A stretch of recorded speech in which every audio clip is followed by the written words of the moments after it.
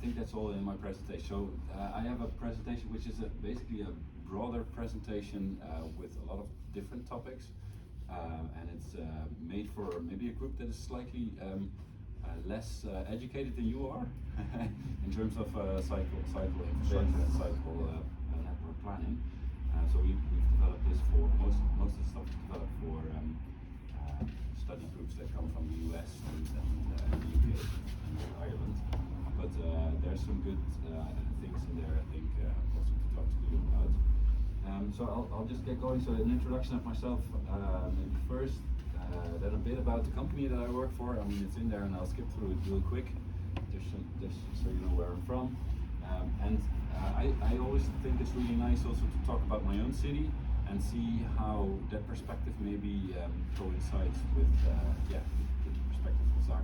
Maybe you can relate to certain things that are maybe slightly longer ago in our history, in the history of the city. Also maybe a bit about policy, because my personal opinion is that the best cycle policy is not a cycle policy, but it's actually a car policy, right? So I think it's good to talk a little bit about that. And if you feel like, this is boring, let's move on, just tell me, we'll move on. And then about the network, and then about the last bit about the design of the infrastructure. So a bit about myself, I studied environmental infrastructure planning. I have about 50 years of experience, and I mostly do cycle strategies and master plans, some design stuff, policy advice, and I guess my proudest or biggest achievement is the Andra cycle strategy and master plan, which I developed for my previous company, actually, looking into how to develop a strategy from scratch, basically, for the city of Ankara, and also eventually leading to a pilot project with the design that we had in mind, implemented in Google Lab. So it was really nice to work on for 2 years. A bit about Arcadis then. So it's a big company. I have about 37,000 colleagues. It's quite a lot, spread throughout the world. Most of them are in the North America, and there's also quite a few people here in Europe. The company is Dutch by origin, so it's good to know. And this is the stuff that we focus on. So our clients, they have issues, problems, urbanization, climate change, that kind of stuff, and we develop the services around that. We've clustered them into basically 3 groups: so resilience, space, mobility, and mobility. I think that's mentioned. This is where we focus on in terms of our cycling expertise. Basically all of these 5 topics: so strategic control, infrastructure design, integrated transport planning, so integration with public transport mostly. We do a lot of redevelopments in the Netherlands, so we do stuff there, and behavioral change, and that's slightly new because, I mean, as engineers or planners, we're not, I guess, the best in working on it, but we're trying to help our clients with that as well. This is a difficult topic, I think, even in the Netherlands, to get people cycling. I'll skip through these. This is an interesting project that we've worked on. I don't know, has anyone been to the Netherlands before? You have? Yes. Yeah, quite a few people. You know Utrecht? I've never heard the area. No? Of course I know. Yeah, Utrecht is the 4th city of the country, and we worked on their, there's also profits around it. We worked on a strategic network for intercity, basically, strategic cycle routes, and also the design. Example, so I skipped through this real quick. Sorry. This is the approach that we generally use in our approach. Our approach to bicycle infrastructure. So we look at the standards. So every country has different standards, right? That you need to think about. As I mentioned, I worked on a project in they also had standards in Turkey, obviously very different to what we're used to in the Netherlands. But I worked on a project with Irish colleagues, and the Irish standards are at the time in between, I guess, what we would provide in Turkey and in the Netherlands. So we looked at that maybe as a next step for the Turkish guidelines to look at. So we implemented that in that project. And then you look at the user experience, so human factors is really important. So how do people experience the infrastructure? Does it feel safe? Does it feel comfortable? All those kind of things. And then obviously you always have certain constraints within the location you put the infrastructure. Then you end up with the preferred solution. And we have quite a few two nice quotes here. So bicycles, generally people think that bicycles move the same as cars, but that's not true. They're way more flexible. For instance, one thing that I always like to say is that cyclists, they perceive time very different to when people are driving in a car. Because we say in the Netherlands, cyclists need to be free, and that's usually, at least in my personal opinion, the feeling you get when you're on a bike. You're free, and you can move quite quickly through the city. And that's important to understand. And usually, traffic engineers, old school traffic engineers, they still think like a bike is a car, and we need to design for the bike as it is a car. Even I saw here in Zagreb, some turns are like so sharp. If you're maybe slightly older, an elderly person, you'll be able to make the turn and fall off. So it should be considered as a standard transportation. Obviously, I'm talking to people that I already know this, right? I think but it's worth mentioning. And this is also an interesting that a lot of people, especially in the US, don't understand, is that cyclists are interesting for public transport as well as their clients. So it increases the radius of the public transport by quite a few miles. So everybody in the back hears? Should we put a mic? Maybe So, a bit louder if you can. Okay, we can I'll try. Yeah, all I'll try. louder, or we can use the mic if you want. No, I can try. Well, I can Okay, try. give me a Louder. Give me a second. All right. I'll do it here.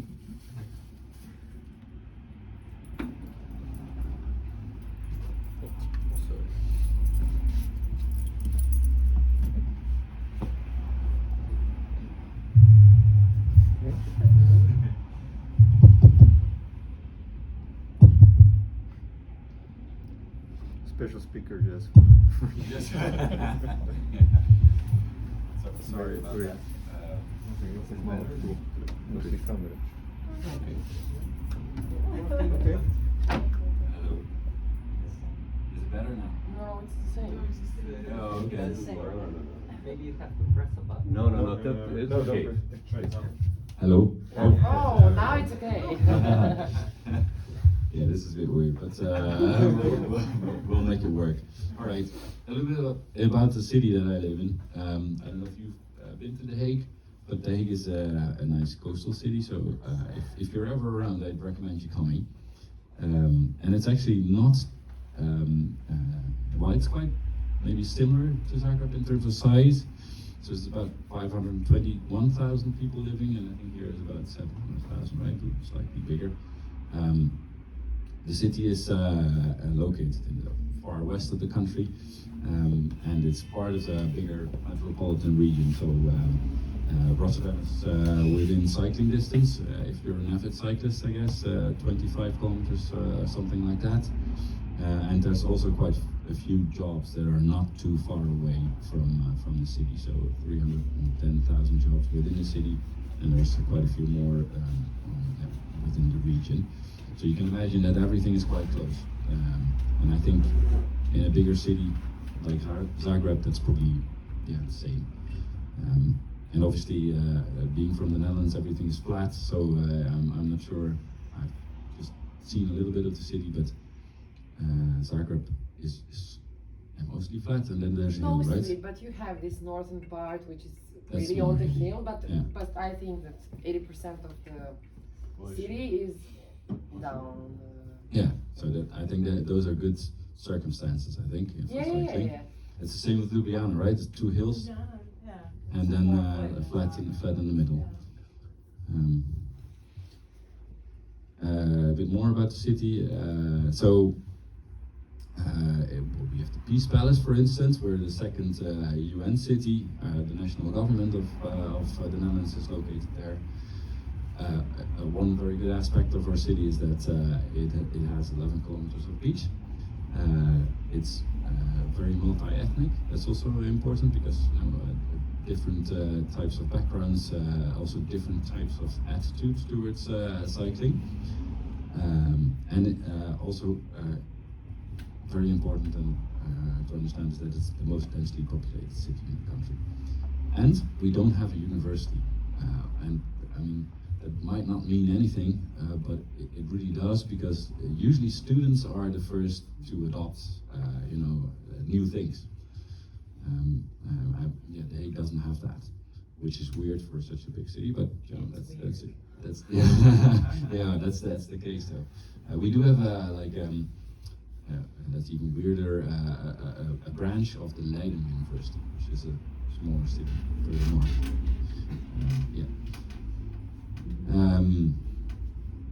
Then a bit about the background in terms of our modal split. So about 30% of all trips are that are made are less than 7.5 kilometers. So if you look at the map, that means that those trips are within the city basically.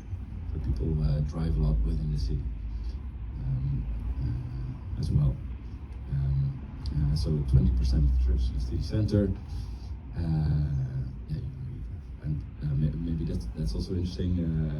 Approximately 1 bicycle per inhabitant, which is relatively low, and that's also basically because of the multi-ethnic backgrounds of the population.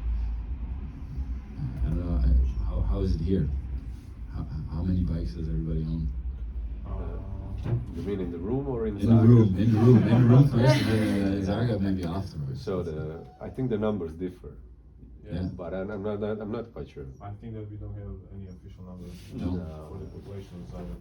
Okay. Definitely. Yeah, but still I think we do have like a good bicycle culture. I think most of the people at least have 1 bike in the basement that they don't use. Yeah. That's great statistics. Yeah, so recreation is the most common view of people on the bike. You use it for recreation, right? Yeah. We don't know actually. We don't have this data. Yeah, we don't have data. But people have to own a bike. Let's say it like that. People have to own a bike. Are they using it? That's a different topic. Yeah, that's a different topic. Yeah, but if you don't own it, so in The Hague, for instance, there's a lot of differences between, let's say, the richer part of the city and the poorer part of the city. So a lot of people can't afford a bike.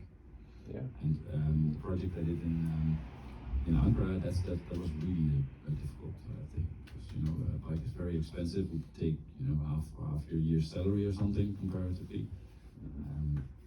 So then it becomes stupid to buy a bike if, for instance, public transport was really cheap. So that's also important to understand, I think.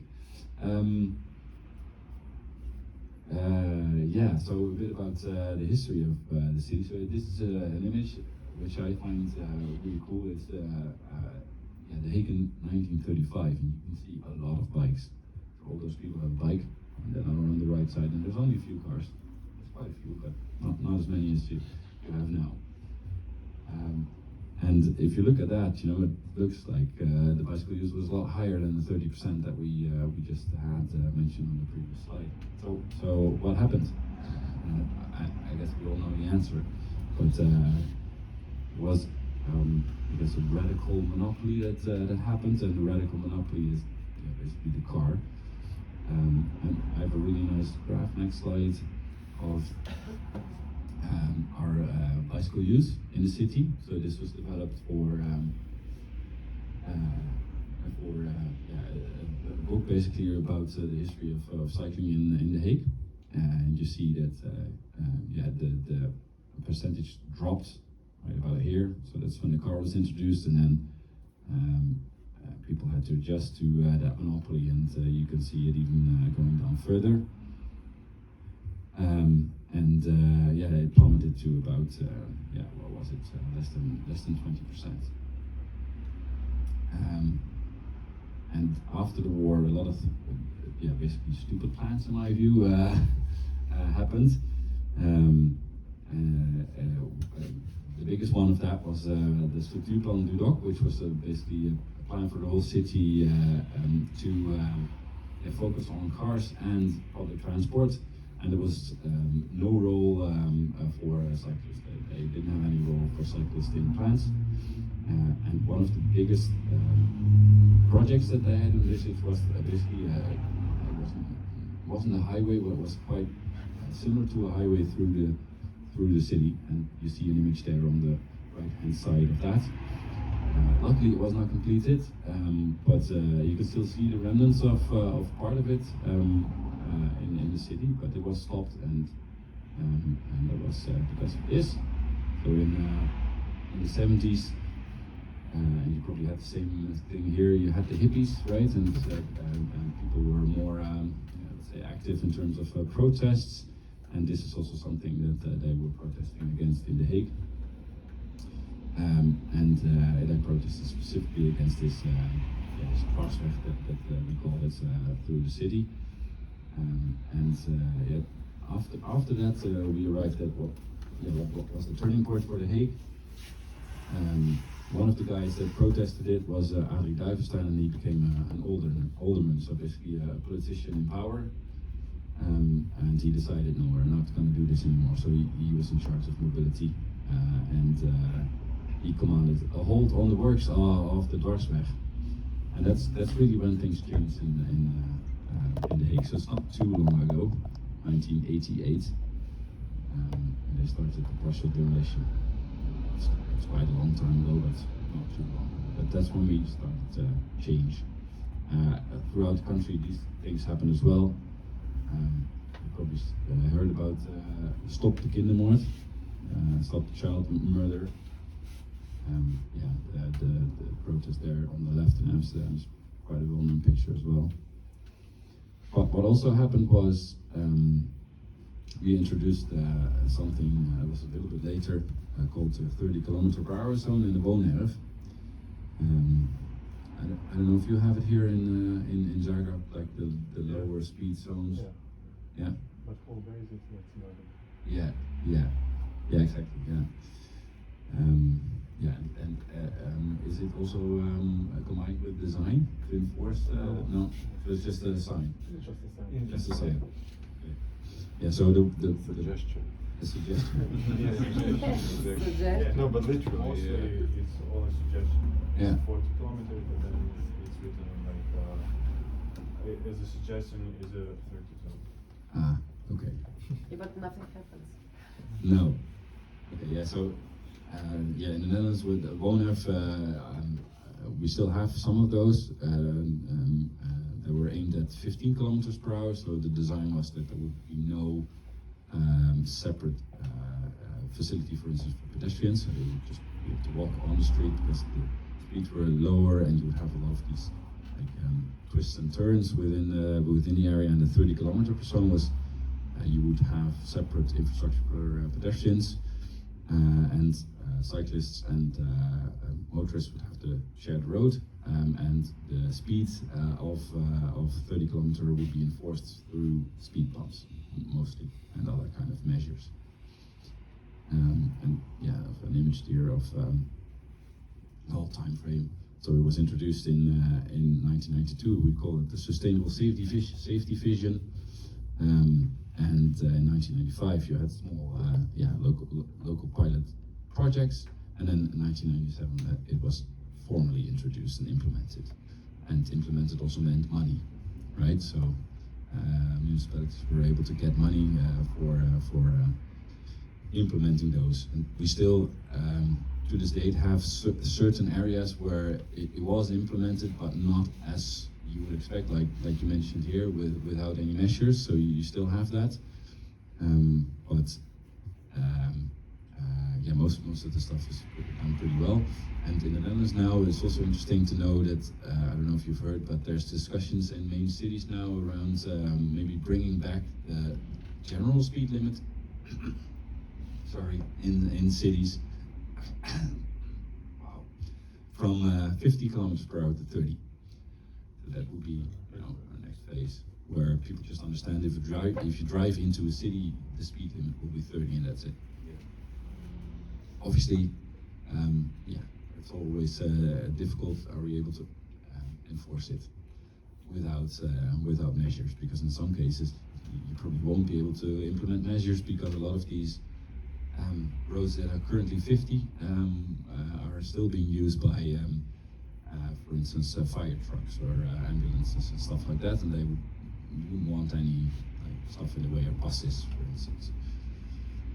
But that's good to know that that's ongoing now. A bit about current policy, as I said, I think the best cycle policy is not a cycle policy, but a car policy, and you see that very clearly in the Hague, particularly. So the Hague, also good to understand, politically is very different to Amsterdam and Utrecht. So Amsterdam and Utrecht are generally the cities, the cycle cities, right? They're on top of the league, close to Copenhagen, or maybe slightly better than Copenhagen. The Hague is, in terms of political climate, more right-winged. So generally, you would have more right-wing parties in power, meaning that, yeah, in terms of mobility, the car would have a more predominant role, which is fair enough. But that also changed a little bit over time, and the change started, I guess, in 1989, and that's when what we call the kerngezond was introduced. The kerngezond was basically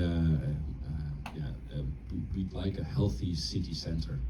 You know, currently there's a lot of cars driving through it. We don't want that anymore. We want our city center to be a more healthy place for people to live in and to visit. So they decided we are going to create a car-free city center where priority is there for pedestrians, and obviously, I mean, that's here as well in general parts. And we also want quality improvement of the inner city, and also improvement of the accessibility, which is weird enough. But it was not very accessible because people drove through the city center and they were stuck in traffic mainly.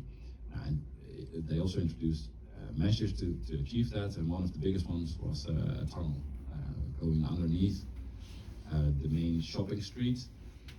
So I saw here in the city you have a shopping street as well where cars are not allowed, but the trams are on road. And in the main shopping street in The Hague, there's no cars either, but the tram is underground, which helps for pedestrians, I think. So sorry, it was a tunnel just for public transport then? Yes. Okay. Yeah. Yeah, that's a big difference, right? Yeah. Yeah. It was a very long project as well, quite expensive, and there's problems with it now that, you know, the tunnel at a certain point has its capacity, right, and it's at capacity now. So there's too many trams, and the city wants to increase public transport through the city and public transport access to certain areas. So that, yeah, there's more trams coming through the tunnel, meaning that yeah, they probably have to expand the tunnel or do something about it. But yeah, that's it. You know, you always have next phases. They also introduced an inner ring with parking routes. I don't know if you have that as well here, but that's also a measure that they introduced. And this is what it looked like before. As you can see, trams on the streets, cars there, and very limited space for pedestrians. And for an after picture, this is what it looked like after. And this is now, actually, where yeah, pedestrians would have all the space. We in the Netherlands have different issues with pedestrians and cyclists. So this is also a main cycle route, and you can see here on the image that about the design, you can argue whether or not it's good. I personally think it's not, and that's because of the fact that it's a pedestrian zone first. That was the aim of the project. But they introduced a slightly lower area where cyclists would go through, and it was a demand by basically by the police. They wanted that space to be kind of their space to go through if there would be something going on, and now cyclists demand the space. So they claim it. They say, this is a cycle path. There used to be a cycle path in fairness, but not anymore. So when pedestrians walk across it, they get shouted at and stuff like that. So that's not really good, I think. The other thing is that it is a main cycle route and there's no real alternative. So they do have a point, and the city is now working on diverting the main route for cyclists. May I ask you Yeah. a question, because it's also a hot topic right now. In Zagreb we got some enlargements of the pedestrian zone, Yeah. and then there was kind of a discussion or a thinking whether to put a cycle lane. It's not, maybe you've been through, it's not a very wide street, maybe 15 meters or so, maybe less. Whether to make it a mixed use or to put a cycle path like through it. Yeah. And there's like pros and cons. I know in Berlin, the Friedrichstrasse, Yeah. some argue that the cycle lane through the shopping street destroyed the shopping street because pedestrians still felt it's a transit street and that's somewhere to stop and buy, while there's also probably cons to complete mixed traffic. Or Yeah. do you have some opinion on that? In general I do. So I feel like in this case, as a cyclist, you also need to understand that you're in a different area and adjust to the area where you're in. Mhm. So I would recommend not to put anything in, because if you put something in, people will claim it, and cyclists can also be like drivers, in fairness, and they can also speed. That's what people do. So I think it's more about create the awareness that you're actually entering a different zone, and I know that's quite difficult because we've had some issues with that in the city center, in The Hague, but also in Delft and different types of cities. Similar type of discussions. And in my personal view, it never works to put in infrastructure like separate from the pedestrians. So either make it the pedestrian zone or call it something different. Okay. Because that makes it clearer for people also to understand. Like, where am I? Am I entering a pedestrian zone or not? So a mixed use usually works. I know Ljubljana, they have a huge pedestrian zone, Yeah, and they I have think- signs at the entrance, like cyclists you can ride here, but give priority to pedestrians. Yeah. And it kind of looks to me that it works, There are a lot of, people in Mela City were not really happy about this solution. Yeah, I disagree, to be honest. I do like it. I mean, it felt like it was relaxed there. The people were. That's true, but and- there are mixed opinions. Yeah. But still, it's good, better than before, of course. Yeah. And it depends, it doesn't work in the summer with lots of tourists around.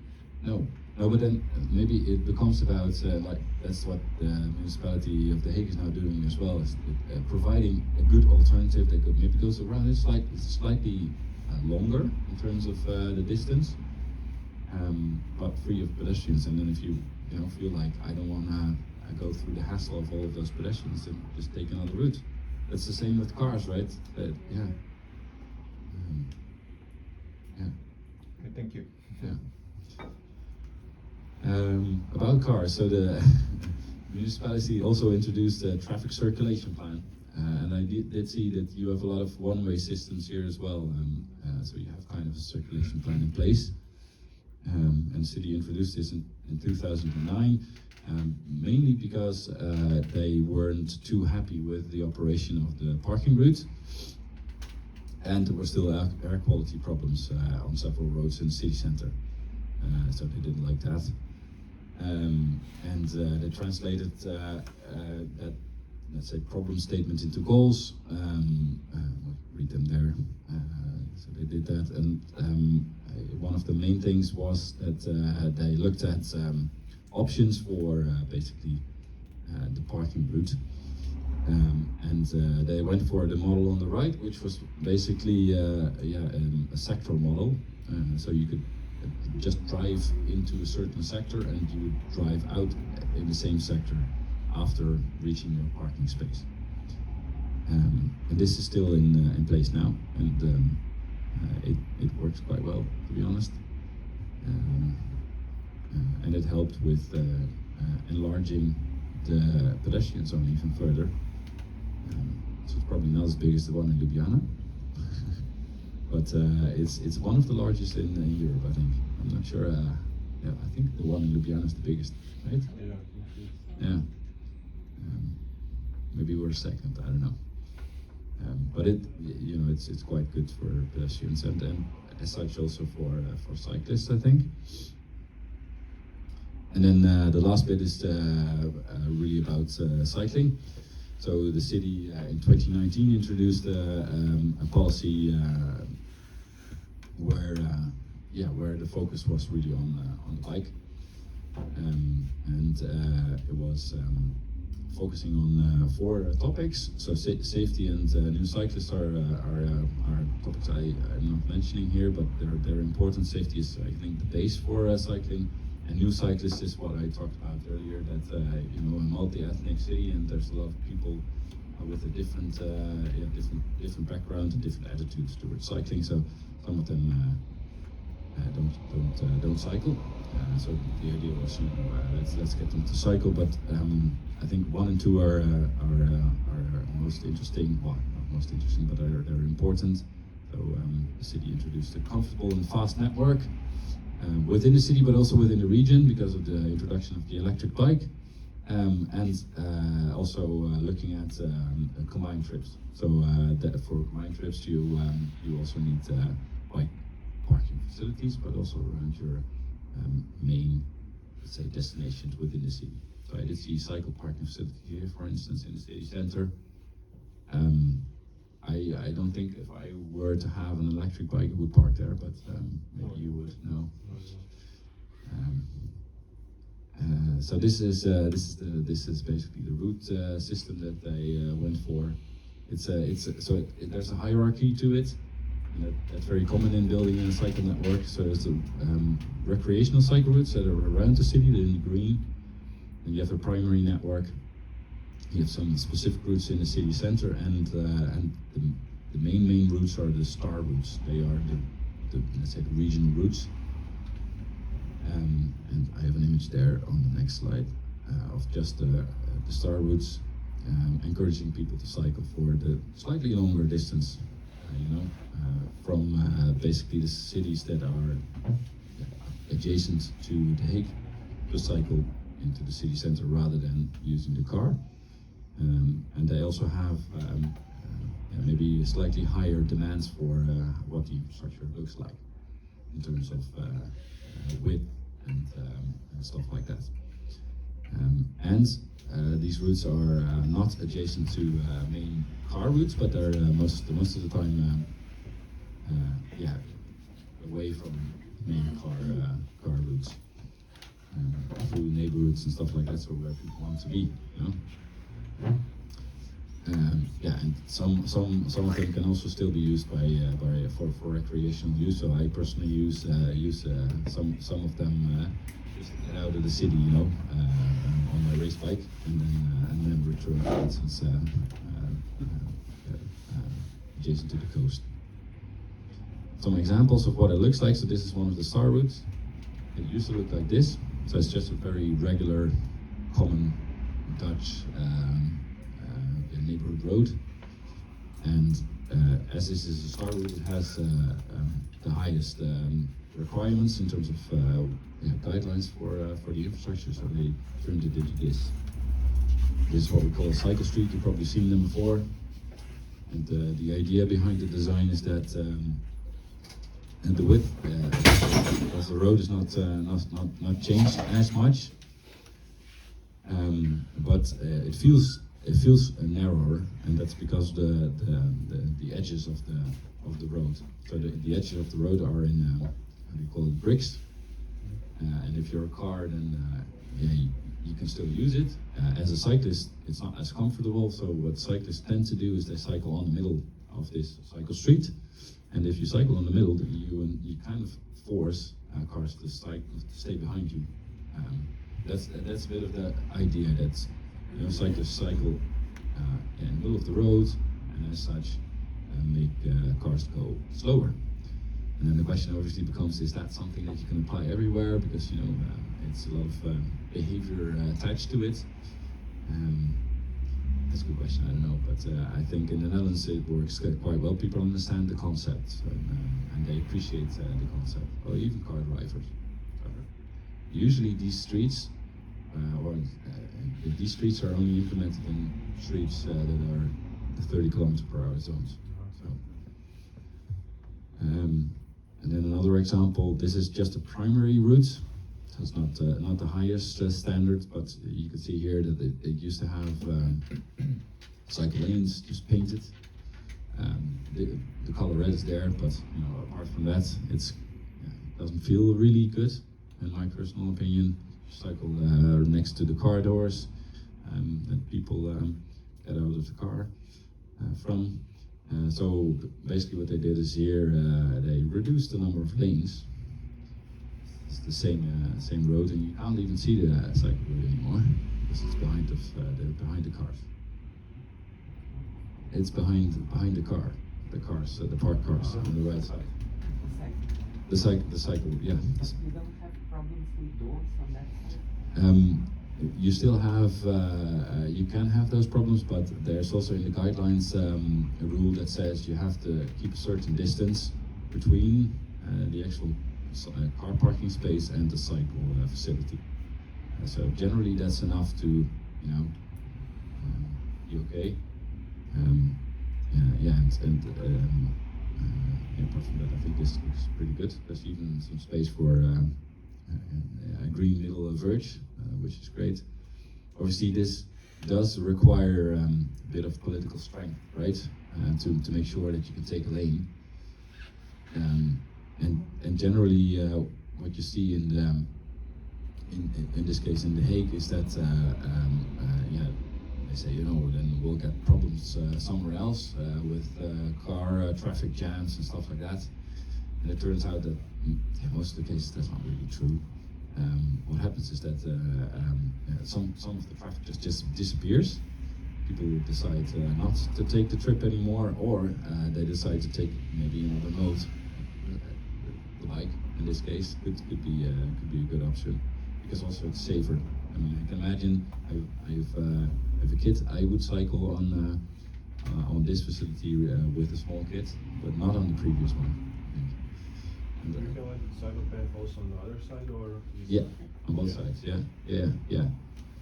So the general rule in terms of designing, and I saw that in some cases that's not here either, and also not in the Netherlands. But the general rule is that you have a one-way system, and there's a simple reason for that is that most people don't expect something coming from the other side.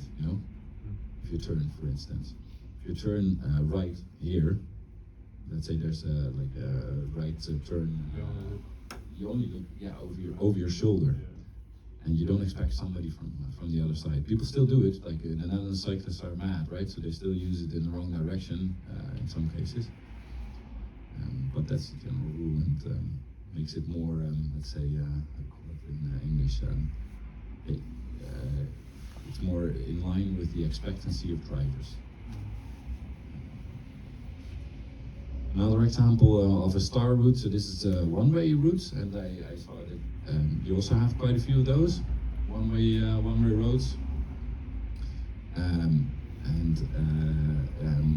Here you can see the lady there, just in between, squeezed in between parking and cars, so it's not really comfortable. And how do you cycle in the other direction? No idea. So what they did is they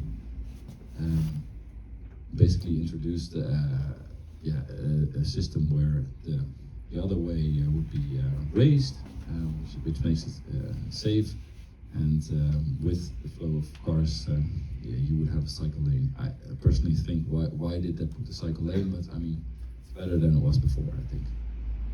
It's quite enough space. And then the last bit for this section about cycle parking. So the municipality in The Hague also finds it very important to look at cycle parking not only at the stations but also at places people want to visit. And one big thing that they did is that the shopping street I just showed before, they said, this is a pedestrian zone, so we don't want any cycle parking here in the street anymore, and we are going to enforce it as well. And because they had that idea, they had to legally in the Netherlands legally provide alternatives in terms of cycle parking, and the municipality decided that it was a good idea to provide covered cycle parking. So they basically turned a few buildings into cycle parking facilities, and they're basically renting these buildings, and they have a person sitting there as well to provide maybe a bit of security. Obviously, it's not cheap, but it does work. People will use it, and in the first period, obviously, people still thought like, I'll park my bike close to the shop because that's what people like to do, right? But after a few weeks of heavily enforcing then people start to understand, okay, maybe let's park in the spaces that the municipality has provided. And now if you go through the main shopping street, you don't see any park bikes anymore. I think that's great. And obviously, the stations are. This is an example of the main station in The Hague. Are pretty good in terms of cycle parking as well. And that was a part of a national scheme. So if you go to the Netherlands, you probably see a lot of these images from the Netherlands. All of the main stations have something which resembles this. And the debate there is that. In some cases, people park their bike there for a long time, and it's rather expensive to build these kind of things. And it's free, right? It's free to use, so you can use it forever. And then the Dutch Railways at one point decided we're to prevent people from leaving their bike there, we're going to introduce a 24-hour free parking period, and then after that you have to pay. And you do that through maybe you have the OV chip card, in the OV pay thing. Do you maybe know the price of one parking space for the bike? For example, when you go by heart. For the garage, it's like one parking space around 30,000 euros, I think. Yeah, to be honest, I don't know by heart, so I would need to look it up. But I can find it out for you if you want. I just know it's not cheap. Yeah, it's probably not 30,000, but I don't know what it is. So I can just give you a number, but that would be fair because I wouldn't know for sure. There was the first bit about the city, and maybe a little bit more around network design and then infrastructure design, if you're okay with that, yeah. All of the main cities in the Netherlands have a cycle network plan or something that resembles that or is similar to that. And the question really is why would you want to have it? So why would you need a network perspective? Maybe a bit about how a network operates and how do you develop such a thing. So why a network perspective? I think this is a nice image to show the classical approach to let's say trips.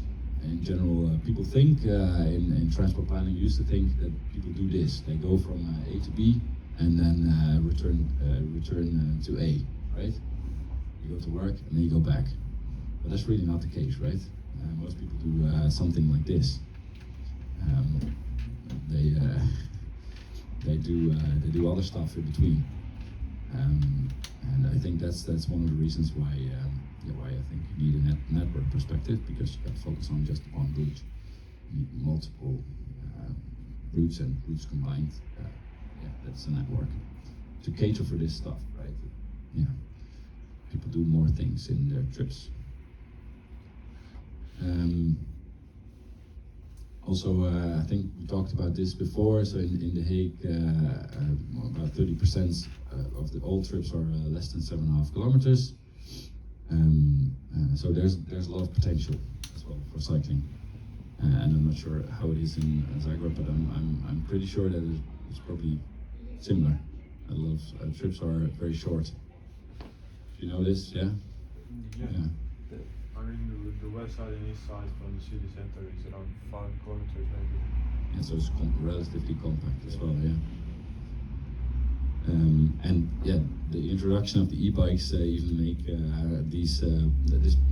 makes this potential even larger, right? So it could even go to about 10 kilometers.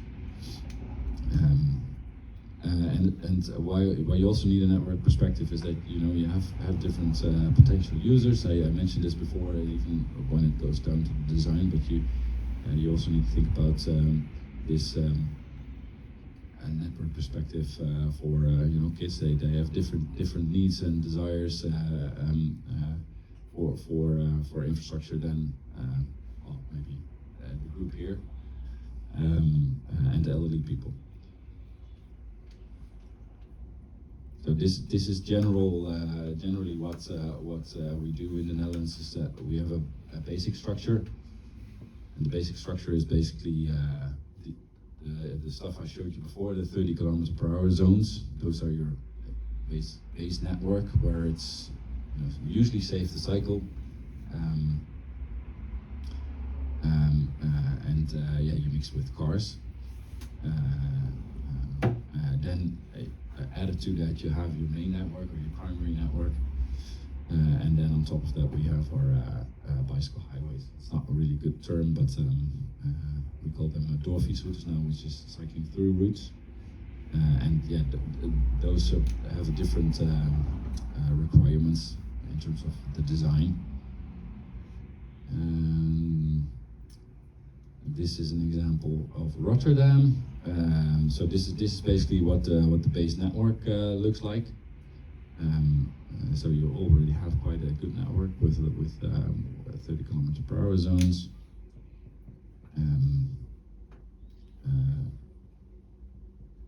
I'll skip through these just now, if that's okay with you. And through this as well. I want to go to this.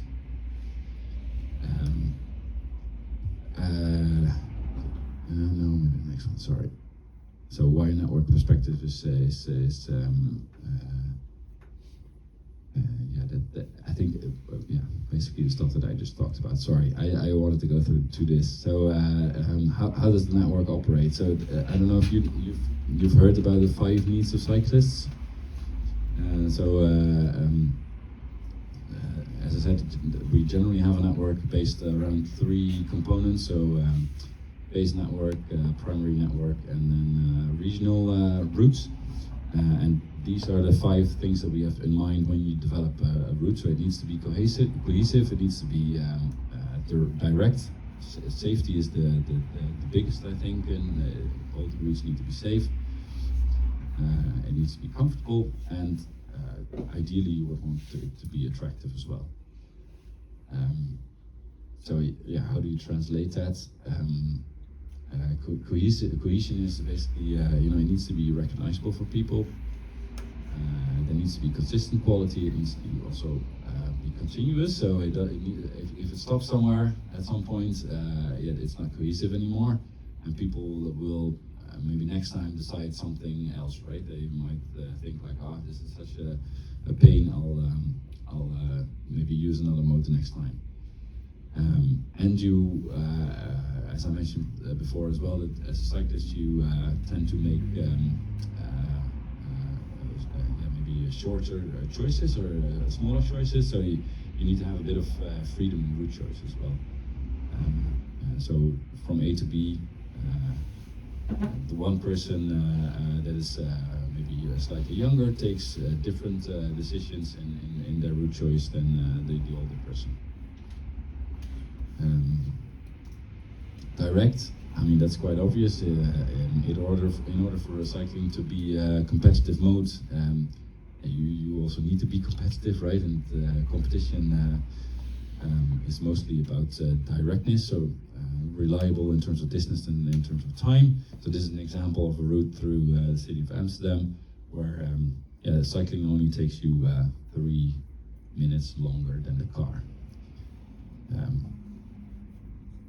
And the thing is, cyclists perceive distance and time differently than car users. Cyclists also don't make route choices based on time mostly.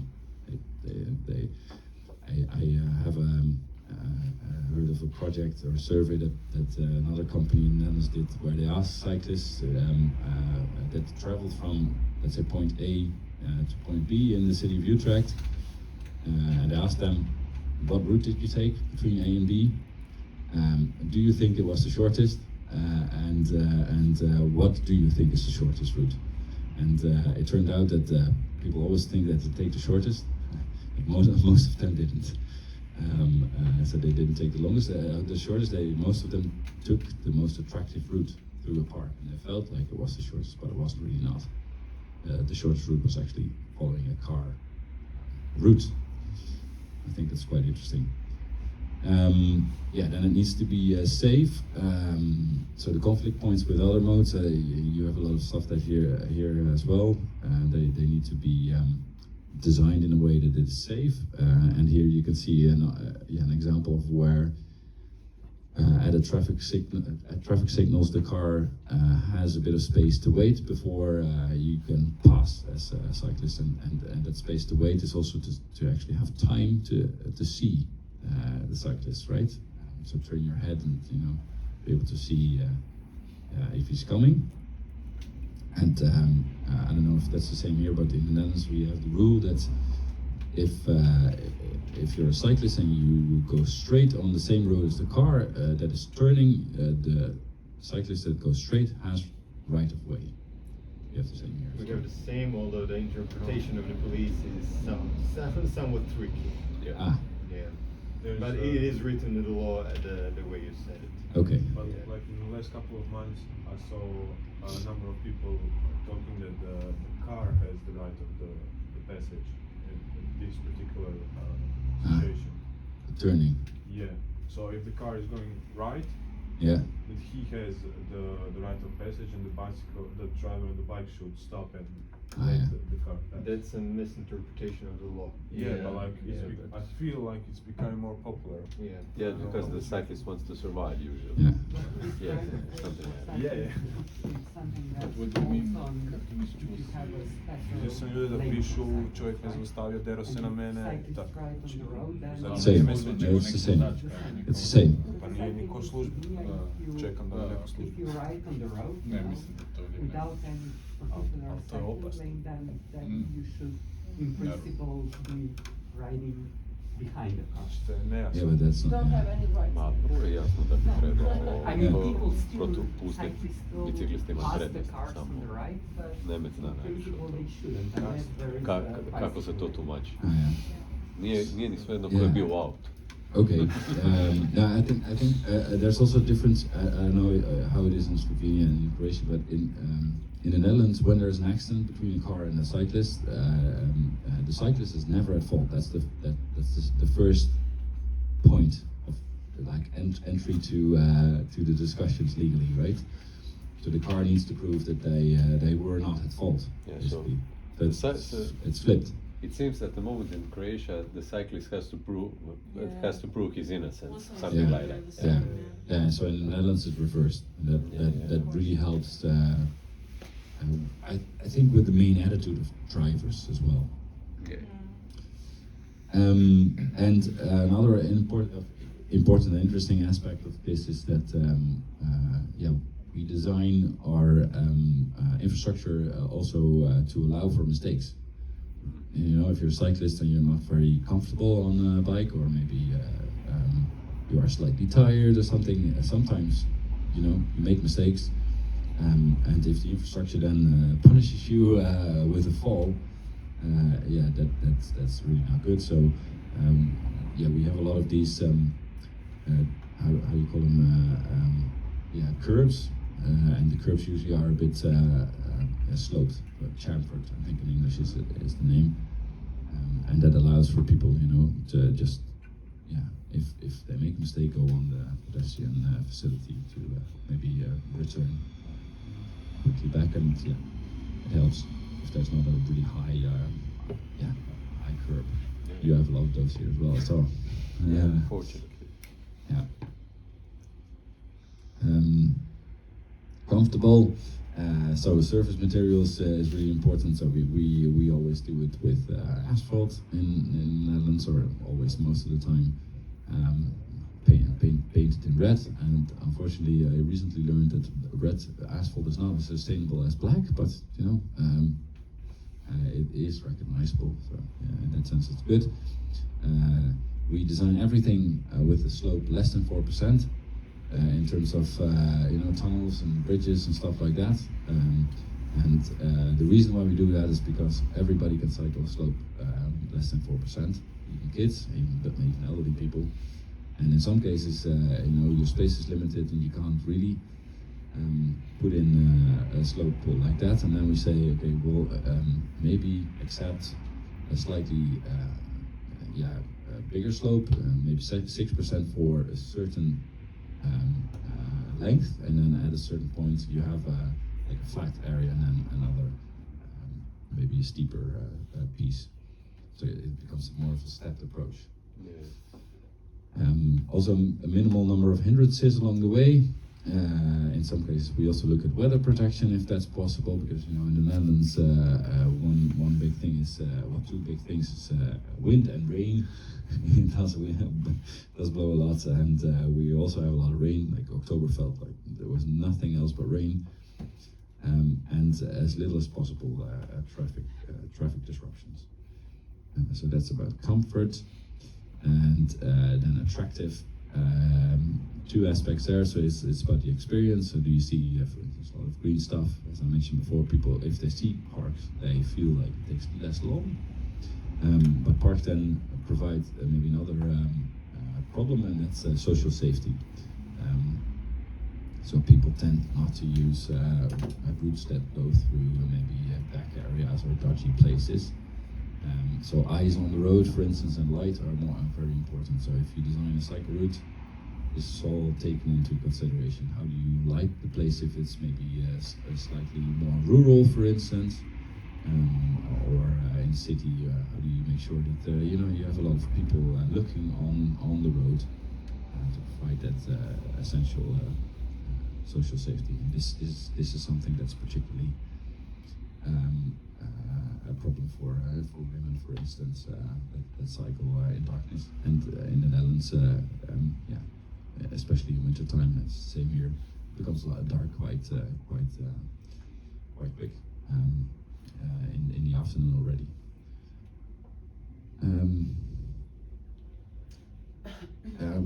We classify our roads, and based on the classification, we provide different types of things. So the 30 km per hour roads, sorry, there's American stuff here, but just for comparison. But the 30 km per hour zone, that's where we tend not to provide any separate infrastructure, unless maybe you have a main route or a regional route going through this kind of area, and then we say maybe we should introduce a cycle street. And on the 50 km per hour zones, you always provide segregated facilities, so cycle tracks, or maybe a standalone bicycle path. That's what we do.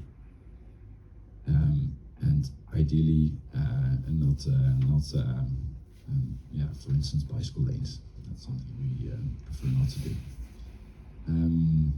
Then we have the 30 kilometer per hour as a standard. That's what the nation or the bigger cities are looking at now. And this is Utrecht, so basically everything within the inner city road, which is the one that was around it, they're looking at making it 30. And then obviously, you have issues at the bigger roads. What do you do there?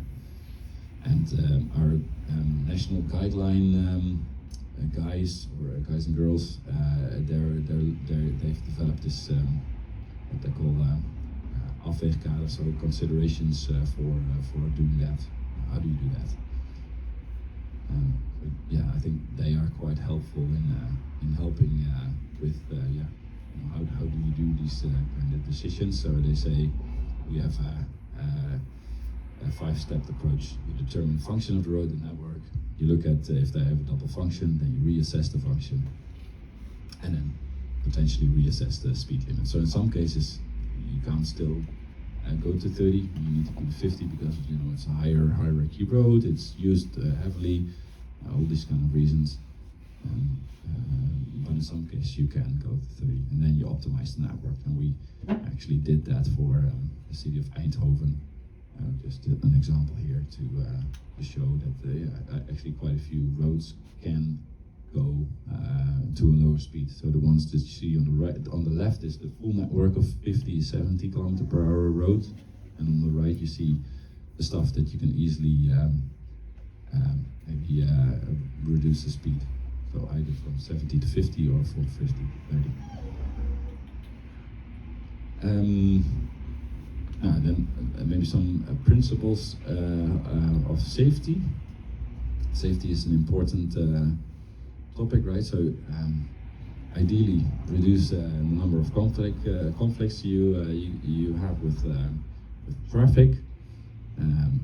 Separate between the modes, ideally. Maybe not in the pedestrian zone, and reduce the speed at the conflict point, if that's possible.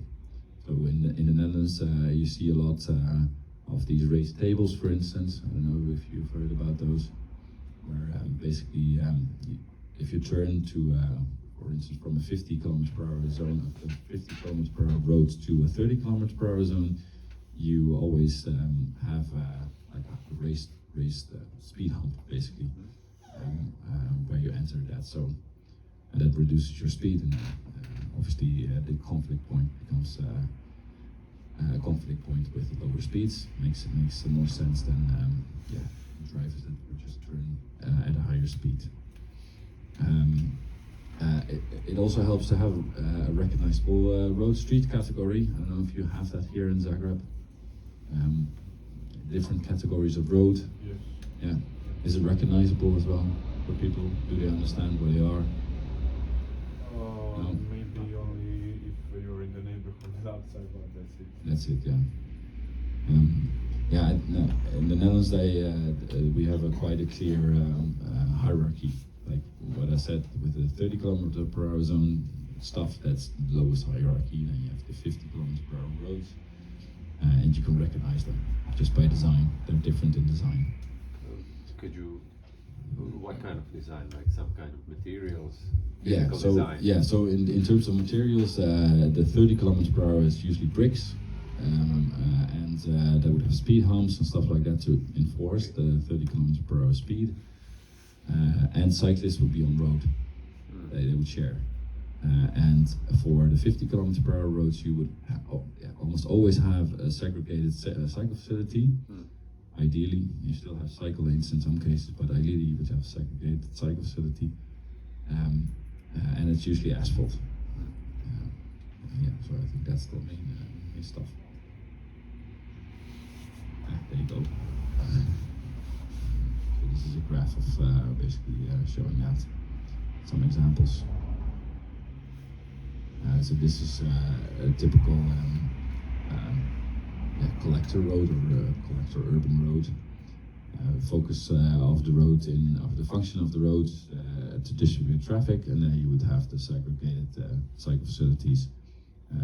Space for bus stops to, the bus would go out of the way of the car. That's the collector road, and this would be in a rural area where the number of cars would be lower. Then you can be on road as a cyclist, as an example. And this is a cycle through route, so this is just cyclists. Also interesting to see, I think. And on those type of facilities, we also tend to look at pedestrians and maybe have a separate facility for them. Yeah, similar type of stuff. This is yeah, the brick stuff. So you see speed humps, and it's a brick, and as cyclists you would just be on road, and that's okay because the speed of the car is low. Feels quite comfortable, and the streets are also, and maybe that's also good to mention, narrow in general. So the guidelines would specify your road can be narrower than when you're designing for a collector road. This is a cycle street. It's slightly different than the one before. So they come in different shapes. And again, the guidelines, the guideline that people have come up with a guideline for this as well. How do you deal with it? Because they saw so many different ones. Here you have one where there's no real, let's say, reason for cyclists to stay in the middle, like I described before. But generally, you would have something in brick on the side or in the middle. Sometimes happens as well. Yeah, and this is again a similar type of 30 kilometers per hour zone, where the main purpose is to reach the houses, and that's it. And this is a similar type of road, but then maybe slightly more rural. So no provision of cycle facilities here. Either you cycle on road because limited number of cars, slightly lower speed. Some speed humps or other type of stuff to reduce the speed of their cars. Yeah, I think this is the sum up of what we just talked about. Yeah. And then we also have some stuff here about bicycle parking. I don't know if this is recognizable, but this is something that is becoming a bit more of an issue in the Netherlands. People own more bikes than one, and they generally don't have space for it in their house, so they park it outside. So on the left, you see just a general parking facility on one of those neighborhood streets. What you also see is that in some cases we tend to swap from car parking to cycle parking. So that's the one in the middle, where in this case it was piloted, and then people were asked, do you like this or not? Do you want to maybe have your car parking space back? And in most cases people say, no, I actually like it, so make it permanent. So in some cases they make it permanent. And the one on the right is basically for people that have maybe slightly more expensive bikes. And yeah, in fairness, they don't look very pretty. But they do what they are supposed to do, and that is provide shelter for more expensive bikes. In new developments, they do this kind of stuff. So this is slightly better. The one on the right is actually a picture of a colleague that has bakfiets, and the bakfiets, the cargo bike is quite expensive, so you want to park it inside. Also because in the Netherlands most of them get stolen quite easily if they're parked outside. So, do you have cycle parking provision for new developments? Is there a guideline for that? Because I don't know. It's an EU level. It's an EU level. Since last year, the ECF has lobbied for it. Yeah. Now it's There is a guideline, but no obligation. Okay. So Yeah. Okay. So in But Netherlands there's an obligation. But obligation comes from EU level. Maybe Croatia hasn't still implemented it, but it's a matter of time. Yeah. Okay, but I don't think so. You don't have to put.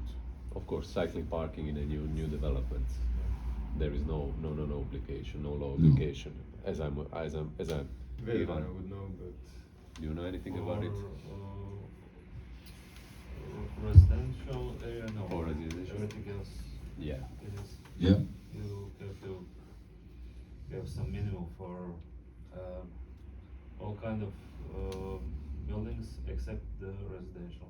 Except the oh, that's interesting. What do you mean? So for schools, for Yeah. Libraries, yeah, let's say, any kind of public.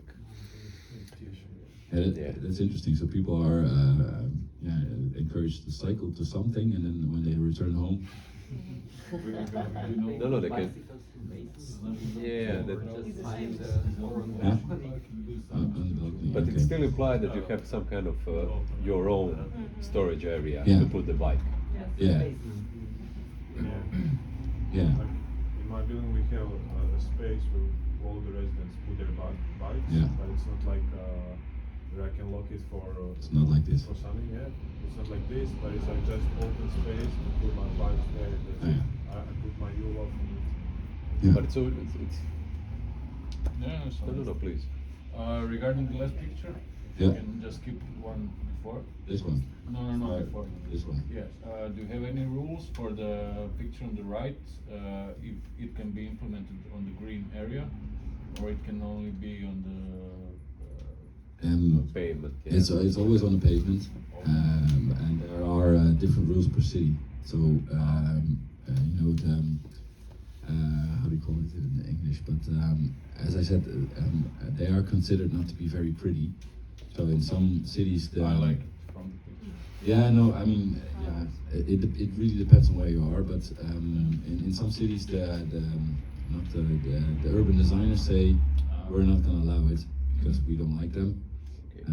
Unless there are maybe designed out of the vision of people. Okay, but from the point of like preserving green area, grass and stuff like that, maybe. is Yeah, there so any they rule? can't be put on. They will almost never swap it for grass. No, Ah, okay, they yeah, will that's most right. likely put it somewhere on the pavement. Yeah. Okay. Yeah, a sidewalk or maybe car parking space in some cases. A pedestrian area. Yeah. Regarding the design, this is something that is like a universal design. Yeah. I mean, so- I'm talking about the bike box. Yeah, the bike box is quite common. So there's a specific provider for it that has developed this, and a lot So of the- municipalities use it. Okay, but so there are no difficulties to making it nicer, let's say. in Brussels they're nice. Yeah, making it Yeah. more beautiful or something like Yeah, that. but I mean, it depends on the provider. So different Yeah, providers sure, have sure, different sure. different type of solutions, right? So Okay. they can be nicer. You have one provider per city, or No, not necessarily, but just because these guys, I think were the first maybe to introduce this, they've done a lot of these. And obviously, you know, the first design is then always improved by others if they see, you know, this is successful. Yeah, So regarding the entrance is a key entrance. yeah. How do you give So the the, users the keys and things like what? How does the registration? I know how it function? works in The Hague. So in The Hague, you sign up for it through the municipality. You send them an email, say, okay, I want to park my bike there. Okay. Do you and have some kind of proof of residence? yeah, yeah. And the municipality has a clear view, and you can also check it online, how many spaces are free. So most of them are taken. Yeah. And then they have a waiting list for, you know, the people that signed up, and they can then It's always use it. regarded as the occupancy 100%. I mean, when you give the key to Yeah, somebody, it's like yeah, he has a reserved yeah, space. Yeah, whenever. you have a reserved Okay. space, and you pay for it as well. Okay. Yeah, and I'm not sure what the amount is, but I think it was about 50 euros per month. Something 50 like euros? 15. 15. 15, yeah, per month. Okay. No. No, but it's, I mean, if you think about it, I completely personally fine. think it's ridiculous because if you want to park your car in The Hague, Yeah. parking permit is only €60 for a year. Oh. €6. 60 €60. per year. So if And you how many calculate bicycle that, spaces is this regarded as? How many bicycle spaces for how many bicycles is in a single bike box? I think it's 10. And the footprint is, I presume, Like as a a parking parking space. space. Yeah, more or less, sure. yeah. Yeah, yeah, yeah. Okay. So the municipality makes more money on Bicycle. Not necessarily. If you make a quick calculation like that, yes, but not necessarily, because car parking spaces are also used by, for instance, visitors, and they pay a different okay. fee. So they pay an hourly fee, and the hourly fee in The Hague is quite high. Okay. So I don't know what it is here, but in The Hague it's about €3, depending on where you are in the city. And for instance, in Amsterdam it's even higher, and in Utrecht. Yeah, sure. Okay. Yeah. Thank you. No worries. Let's see where we are. Yeah, I mean, this is other pictures of other types of places. So offices. It's actually our office in Rotterdam. They provide good stuff within the parking facility of the cars. Yeah, this is the stuff you see around train stations. This is not a big train station. So the bigger train station all have covered spaces. I don't know if you've seen this image before, the bicycle flats in Amsterdam. They're thinking about, how can we reuse this, because it's going to be removed. Yeah, and how to develop a bicycle multimodal network. You basically look at where are the origin and destination areas and determine their relationships. Then you develop routes and you interconnect with the other modes. That's what we do. Yeah, it's the same thing. I'll just get through these, if that's okay with you. A bit about design, and then I think, is everybody still here? Yeah. Interested? Yeah, sure. Okay, good. We did speak about this, yeah, infrastructure design, road types. I briefly touched upon that. Maybe something about the intersections or junctions. Flexible infrastructure, bicycle parking. We just saw a little bit, and maybe some special events. So this is basically what we talked about before, but with a bit of numbers there. So if for a 30 km/h road, the car intensity is less than 2,500, and we call it local street. You can see in the table there, and I'll share the slides after, what you then do in terms of your bike provision. And then if you go more into detail, for each of those road types, you have these type of basically measures in terms of width. So you have desired width and a minimum. If that's of interest. Right.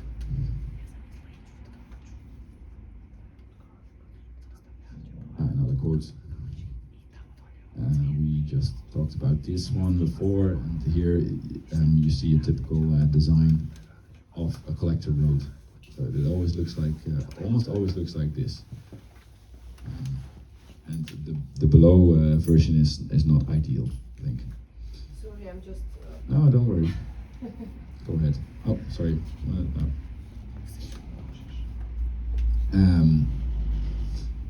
A bit more about what you do in terms of the width for the cycle path. So in the Netherlands, we say if the number of cyclists is higher, then you provide more space for them. Again, the national guideline people have come up with a reasoning behind it. So from 0 to 150, we say it's probably not as heavily used, so you can provide less width, so 1.5 meter would be sufficient. If you go to 750, it needs to be wider, 2.5 meters, and this is just for one direction, right? Just put mention. And if you go over 750, it can go up to 3.5 meters, and then the other one is for bi-directional facilities. And do you count the number of bicycles every year, every 2 years? that varies a lot. It varies from municipality to municipality, but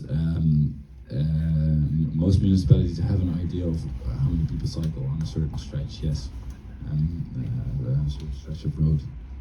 And for instance, if you redesign a road, then generally they look into how many people use it, and what do we need to provide next time. And for particularly for when it gets to high number, people do measure the number of people that cycle through it, because you want to get it right. Like for instance, I worked on a cycle facility that connected the main station in Delft with the university, and there's so many bikes there that we had to count to understand, what we need to provide to make this sustainable for the future. So yeah, generally they have an idea.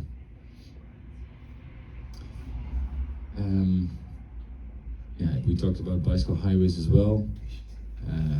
Typically, you would have this in mind when you design that, right? The same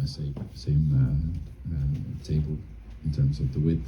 So generally, bicycle highways would be the top two, like 3.5 or 4.5. That's what you would expect in terms of width. What is a forgivable shoulder? A forgivable shoulder is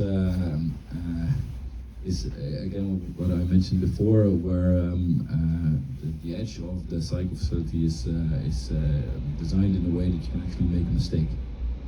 Okay. Yeah. So that's your shoulder. So that's on your shoulder. Yeah, it's an American phrase, I think. The shoulder, for highways particularly. But yeah, on highways you would generally have a shoulder. Providing space for you to stand on when you have something with your car. But yeah, in this case, we talk about it from the perspective of the curb, basically. And in some cases, in rural areas, there's not a curb, but then forgivable means maybe not like a very thick asphalt pack where you fall off when you make a mistake. Something. Of less forgivable. Yeah, forgivable. Yeah, maybe an edge that is designed consists of something that's hard. Hard packed, something. Not the cliff, sir. Well, it's not a cliff or something like that. No, not a cliff. No. Yeah. So would you put something like forgivable on the last picture, like where's the green space between the pedestrians and the... Yeah, maybe something that is not grass, but something in between grass and something hard. So you have these like bricks with the hole and the grass. Yeah, something like that. Yeah, and then maybe not too wide, but something to provide. That if people cycle or make a mistake, then can return to the cycle facility.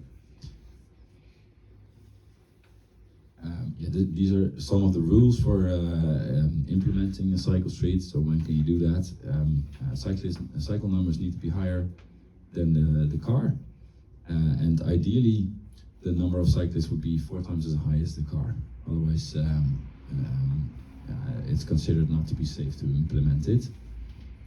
And then your question will probably be, do you measure it? And not all municipalities measure it, but some of them do. In some cases, you also maybe implement it to achieve something. That's what some municipalities do as well. That they say, okay, maybe currently the number of cyclists is not as high as is required by the guideline, but we expect it to be that high in the future if we implement this. So that's a decision from somebody from the municipality. Yeah. Political decision. Usually combined. So usually the civil servant provides an advice to the political person in charge, and then the political person in charge actually make the decision. Yeah. Already when velocity arrives to the city. That always helps. It also helped in Dublin. So when Velocity was in Dublin, people were shocked by the state of the cycle infrastructure, and then after that, a lot of good things happened. Yeah, it helps. think we talked about this before. Yeah, this is again a local street. This is what you do in those type of local streets. So no impact on cycling. Cars can continue at low speeds, and you would use speed humps to reduce the speed. You have a relatively narrow width of the road. So you can see there, if it's bi-directional for a car and a bicycle, you have a minimum of 4.8, which is really narrow, I think, for a road, and the desired width of 5.8 meters, but it's still quite narrow. It allows you to pass each other, but not much else. And you can also use chicanes to make sure that people stick to the speed limit. This is a nice thing, which is also a design aspect that is done differently in different countries. Bus stops. Generally, the idea in the Netherlands is that if there's a bus stop, the cycle facility goes behind the bus stop. And this is not very common in all countries. I've seen places like Ireland, for instance, where cyclists would go in front of the bus stop over the platform. And then they say that's unsafe. Yeah, well, I mean, duh. The reason for going behind the bus stop is that then there's no conflict. The only conflict that you have is when pedestrians cross the cycle facility to go to the bus stop.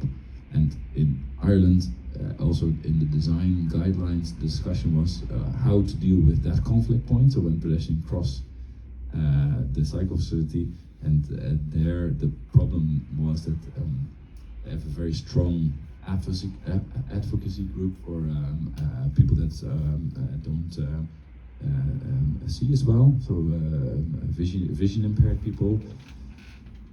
They can't see the cyclists, so how do you make sure that they get across? And they, in their original guideline document, actually had, I'm afraid to say this, traffic signals there for cyclists to stop. Obviously, most people said to them, "Oh, maybe that's not the best idea," so they removed it now. But yeah, I think that's the only tricky thing about the bus stops if you do it like this. So how would you leave the bicycle, the drivers of the bike, if you don't have enough space for bus stop and the cycle check? Because in Zagreb, there's a couple of bus stations where the bike lane goes down on the road, car lane where the bus stops. So basically, you would have to watch out on the left side if the bus is coming. Yeah. Or you can go illegally and go to the bus station where the people are sitting. Yeah. It can be kind of tricky not to hit them. But so how would you lead the cycle check there? Would you make it a mix zone, little mix zone, or? No, I'm not a fan of mixed zones. Yeah. Not on those type of places. No. It depends on the situation. I think what you would do with the design. So I've seen here that in a lot of cases you would have multiple lanes on those type of streets. So if there's 3 car lanes, I would take 1 lane. Yeah, because you need the space for the active modes, right? And right of the road. I think the division of space is not fair. And if you have to squeeze something in for cyclists and pedestrians, then you're not in a good place. And then I think the first thing to look at is the car. And in some cases there's not space, no space. There's no lane to take. And then it becomes let's say a specific design solution that you then have to find. Which could also be, maybe we should move either the primary route or the bus station. Yeah.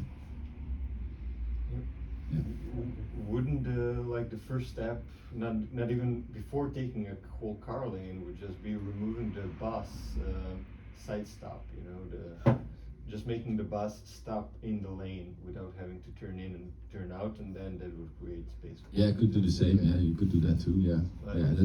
It's an easier option. Yeah, but I'm used to not going for the easy option because if there's 3 lane, these streets with one-way systems, why would there be 3 lanes for cars? There's no need it. I think. It's just ridiculous. Another more lane, bro. Yeah, no, yeah, one more lane, bro. Yeah, no, but I mean, I think that discussion should be had for just for the purpose of having the discussion, because at the end, I think that lane will provide space for the active modes that you need in order for it to improve. And maybe make a slightly wider cycle lane than there is now. And all of that kind of stuff will lead eventually, I think, to people feeling more safe to cycle. And if you don't discuss it, then it will never happen, I think. Right? Yeah. Yeah, and I'm also used to maybe reversing the discussion, like asking, well, why would you need 3 lanes? And then they say, oh, I mean, it's needed for, otherwise we'll get traffic jams. Well, show me that that's the case. It's never the case. Yeah, endless discussion. Yeah, no, but You also yeah, understand it's yeah, no, terrible. it's yeah, but you need to, Yes, have those absolutely. discussions. I mean, they always say that, that's why, because of the traffic jams. Traffic You need jams. more- Yeah. Maybe the right question is like how to get in a situation where you can safely propose to take one lane. Where you won't have like protesting of the drivers of the car, because Yeah. if you take one lane here in Zagreb, there will be a big problem. Yeah. It will be all All news. and all everything. changes will lead to protests everywhere. So do you think it's like the best approach is like just take it, or like step by step, or combine? Combine. The car drivers are used to being alone in the cars. They won't gather to protest. Yeah. Okay. Maybe. I think, obviously, I don't know the local situation, but what I tried, for instance, in the Ankara project, it's the same thing, right? That they have a lot of the highest car use in Turkey, next to Istanbul, I think. So they also have a lot of car lanes, a lot of space just for cars. And basically, what I tried there is to create a choice for them between either taking a car lane or car parking. You get to choose. Which one do we take? We're going to take something, because otherwise we can't, implement something that's up to a certain standard. So if they have certain choice, that is not really a choice that they like, but it does help implementing something good. And one thing I've learned over the years is that with cycle infrastructure, you cannot implement something crap, because then people won't use it. And you can see that here. There's a lot of, honestly, there's a lot of crap. I saw a bi-directional cycle facility on one side with a curb in between, in the middle. Yeah, exactly that road. Yeah, that's what we're staying at. So, and people don't use it, and it makes sense. And then at the very end, at the intersection, people park on it. Yeah. Because they can. And that's, I was driving there with the rickshaw for like 5 years. Tricycle, yeah, I was running. Yeah. Wow. Yeah, I would always go for aim for the highest, and obviously that'll mean discussions and protests. But if you don't try it, then it's not going to happen. Sure. You're not going to get it for free. Because the car lobby in every city is generally quite strong. Same in The Hague. I mean, it took 2 decades, I think, to change this, or even more, I think. But yeah, persistency, I think, is the key.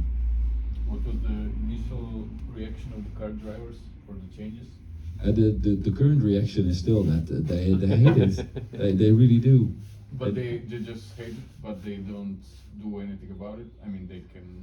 They talk to politicians, certain politicians. So as I said, the Hague has a relatively right-winged orientation in terms of the politics.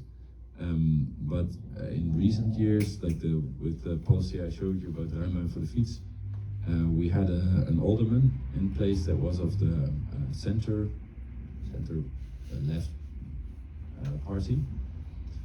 So he was in charge. So yeah, he said, well, we're going to do this because we want a better city, basically. And then obviously, people still oppose, and they talk to other politicians. But at the end of the day, it's his decision because he's in power. Yeah. Although I think that in Slovenia, well, one problem is of course the car drivers and the politicians, but we also have problem with this. I don't know what the right word is. Traffic engineers who still think that the right thing is to just make traffic go smoother, and you do this with widening, increasing the number of car lanes and so on. So how do you deal with those people? Same thing.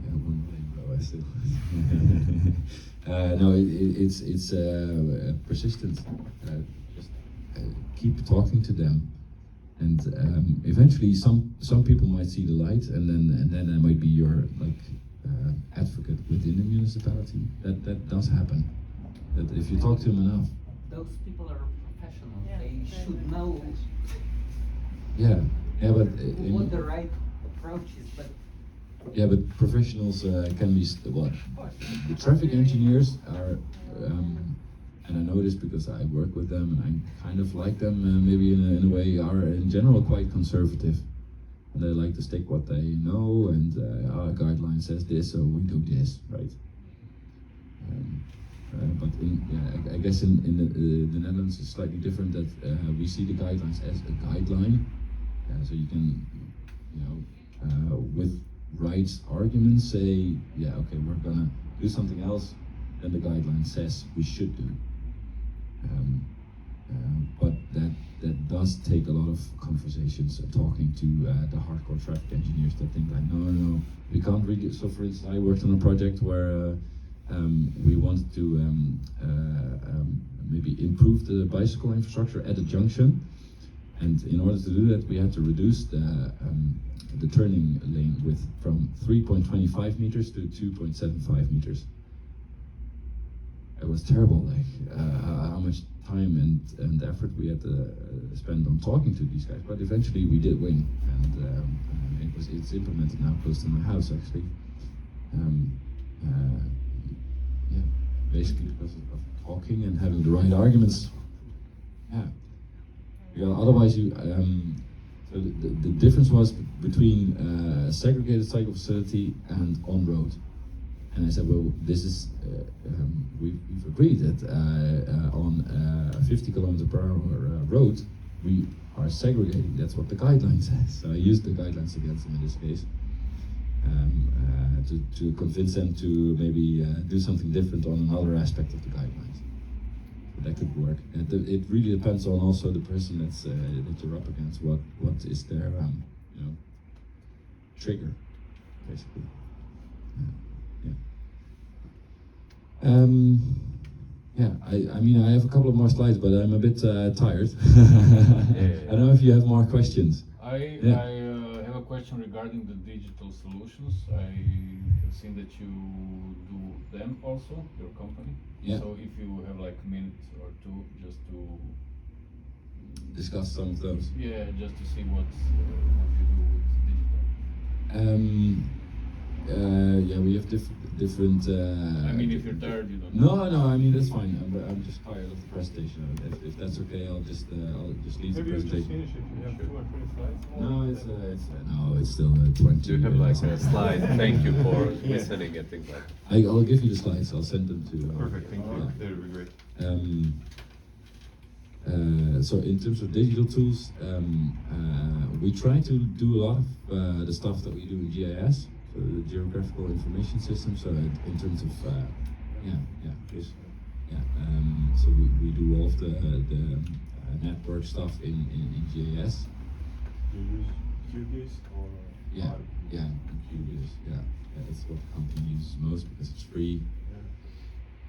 And so we use a lot of that stuff. And obviously we have a lot of different data sets that we can use. So for instance, I used data from traffic signals, for instance, to determine, can we give maybe cyclists that go to the beach in Scheveningen maybe a bit more green light on sunny days.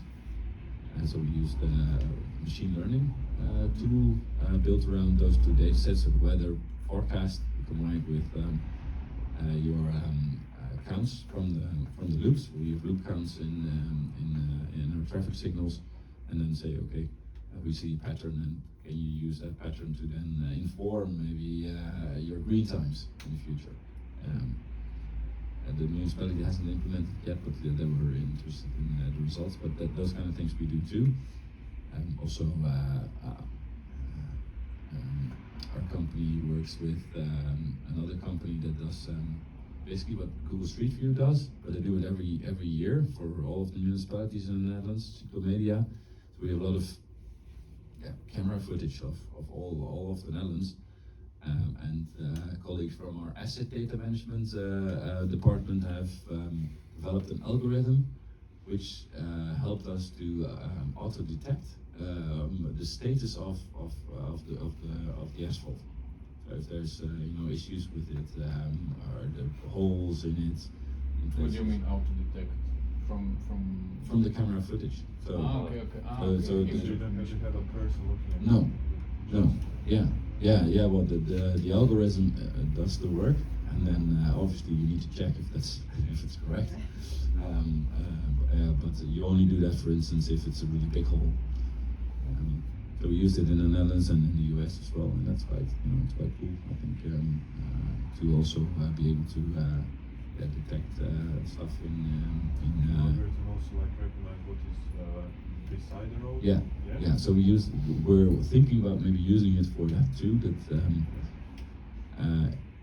you could make a classification on the street, You could do that, yeah. But we're looking at maybe using it to also detect poles and things like that next to the road, because a lot of accidents with cyclists in the Netherlands happen because of the fact that we still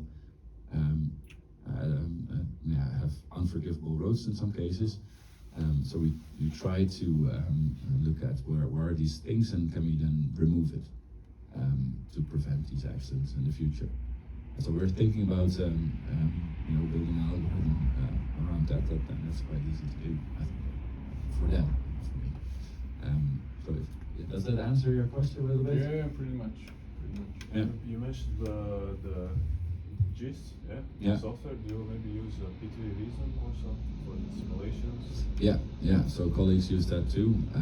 So we use Vism for just your average dynamic simulation in streets, but we also use it for stations. Viswalk. That's also a part of the same software package, where you basically look at the space you provide at the station platform, is that enough to be able to get all of the people in and out. So you use also for pedestrians on Pedestrian some mode, yeah. Okay. Should we call it and finish it with an informal? Yeah. So Yeah. just thank you for the presentation. It was really insightful. It was interesting to hear some of the similar problems that we have here in this part of Europe as in the Netherlands, and again, there's some problems that we can't even comprehend that